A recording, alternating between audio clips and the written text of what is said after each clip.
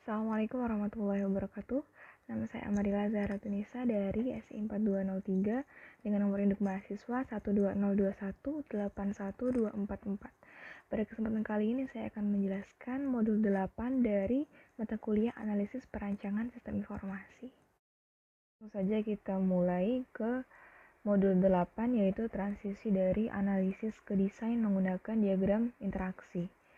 Tujuan pembelajaran dari modul ini yaitu menjelaskan tujuan dan elemen desain model, mengidentifikasi elemen-elemen penting dari communication diagram UML, membuat tampilan diagram komunikasi desain model, mengidentifikasi elemen-elemen penting dari sequence diagram UML, dan membuat tampilan sequence diagram dari desain model. Sebelum memulai kita masuk ke proses dulu. Di sini adalah sebuah grafik dijelaskan stakeholder mental model, requirement modelnya, kemudian NFR dan FRS-nya dijelaskan. Kemudian artifact include-nya yaitu domain class model, use case form, dan skenario. Di sini akan membuat sebuah interaction diagram yang akan digunakan sebagai kunci dari use case skenario. Okay, next. Interaction diagram di sini terdiri dari sequence diagram, communication diagram yang dulunya bernama collaboration diagram, kemudian interaction overview diagram, yaitu kombinasi dari activity diagram dan bagian sequence diagram. Next, interaction diagram ini digunakan untuk menunjukkan urutan interaksi yang terjadi antara objek selama satu atau dua skenario use case, bagian dari skenario suatu kasus penggunaan. Dan dalam diagram interaksi UML juga dapat digunakan untuk menunjukkan urutan interaksi yang terjadi antara sistem dengan subsistem.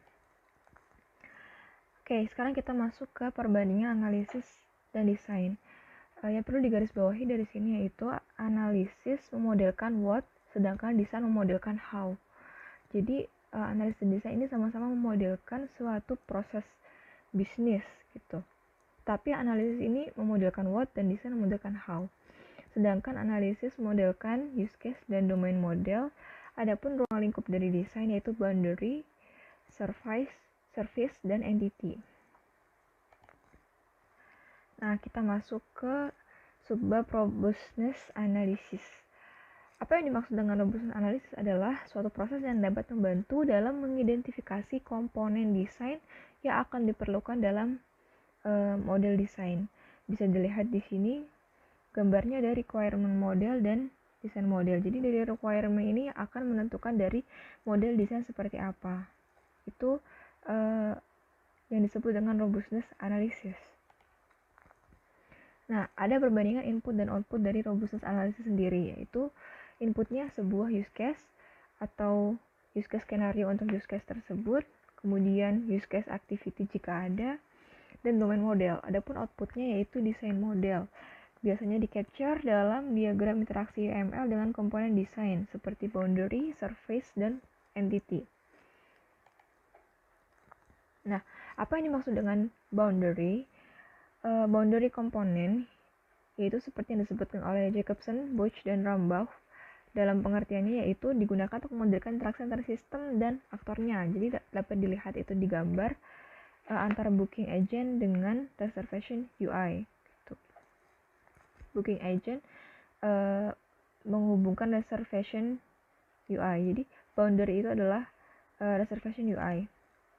Lanjut ke komponen service. Setelah boundary kemudian ada service. Di sini mewakili koordinasi, pengurutan, transaksi, dan kontrol objek lainnya. Jadi di sini yang dimaksud dengan service adalah mengkoordinasikan flow control. Kemudian lanjut ke entity. Apa itu entity? Digunakan untuk memodelkan informasi yang berumur panjang dan sering persisten, yaitu berkesinambungan. Jadi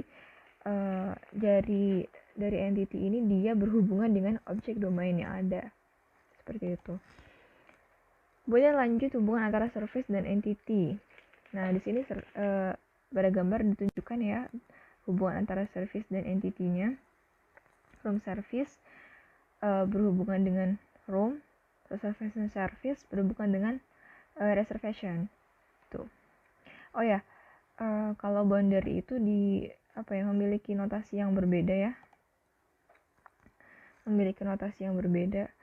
seperti ini tadi, perlu diperhatikan juga. Kemudian service menunjukkan sesuatu yang berulang tadi, dan entity gitu. Oke, lanjut ke hubungan antara boundary dan entity. Jadi dari entity dihubungkan oleh boundary di sini dengan mengambil metode getDetails. Itu contohnya. Kemudian lanjut ke mendeskripsikan proses robustness analysis. Yang pertama caranya yaitu memilih sebuah use case, yang kedua membuat communication diagram atau sequence diagram yang memenuhi aktivitas use case, dan yang ketiga mengubah communication diagram jadi sequence diagram atau sebaliknya untuk tampilan alternatif, tapi ini hanya opsional. Oke. Lanjut, kita mempelajari elemen dari communication diagram. Di sini kita lihat ada stereotype icon. Itu adalah simbol dari komponen-komponen yang ada. Kemudian message direction itu panah arah, parameter itu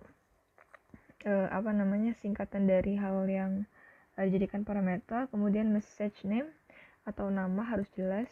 Sequence number itu juga angka yang menjadikan urutan dari sebuah communication diagram. Di sini ada object node, kemudian return object, reservation number, get reservation number, create object stereotype. Itulah stereotipe dari object create. Tuh. Oke. Lanjut, ini adalah bentuk yang kedua ya dari elemen communication. Dalam bentuk yang sederhana bisa ditulis seperti ini. Nah, kemudian untuk lebih detailnya adalah nama dari pesan ya tadi, kemudian panah arah. Kalau solid itu berarti dia sinkron, sedangkan titik-titik itu tidak sinkron. Nah, nomor berurutan tadi sudah dibahas, list parameter dan guard condition.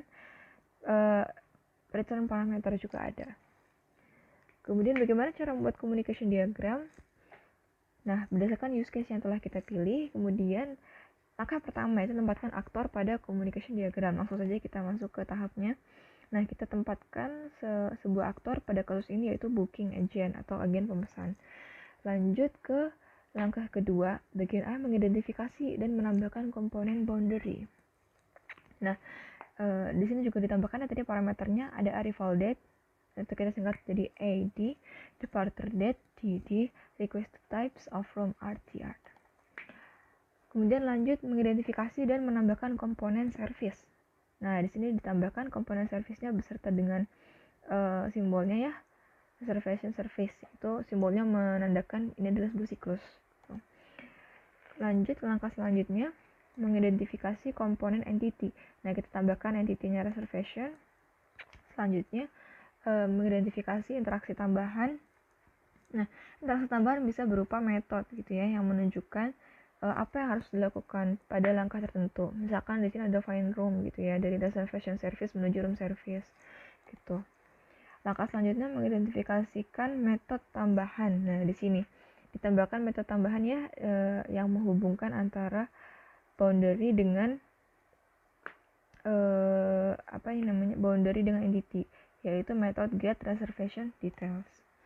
Oke, di sini kita akan belajar selanjutnya yaitu communication diagram, menunjukkan tampilan yang lebih rinci dari create reservation yang ditunjukkan skenario primer dan sekunder. Gitu. Di sini ada contoh dari communication diagram. Dapat dilihat ada booking agent, reservation UI. Ini sudah lengkap semuanya dari aktor, kemudian boundary, service, dan entity. Seperti itu. Kemudian keterangan tambahan sudah ditambahkan seperti method juga dan interaction. Nah, selanjutnya ke sequence diagram. Apa itu sequence diagram? Jadi menyediakan perspektif berbeda dari interaksi antar objek, serta dapat digunakan sebagai pengganti communication diagram. Nah, elemen dari sequence diagram sebetulnya juga tidak terlalu berbeda dengan communication diagram yang telah kita bahas tadi. Ada object node, message, explicit return, activation bar, implicit return-nya juga ada, lifeline, dan reservation number. Kemudian ada fragmen dari sequence diagram. Fragmen ini akan menunjukkan loops dari sequence, menunjukkan path alternatif, memperbolehkan 2 atau lebih skenario untuk ditunjukkan dalam satu diagram.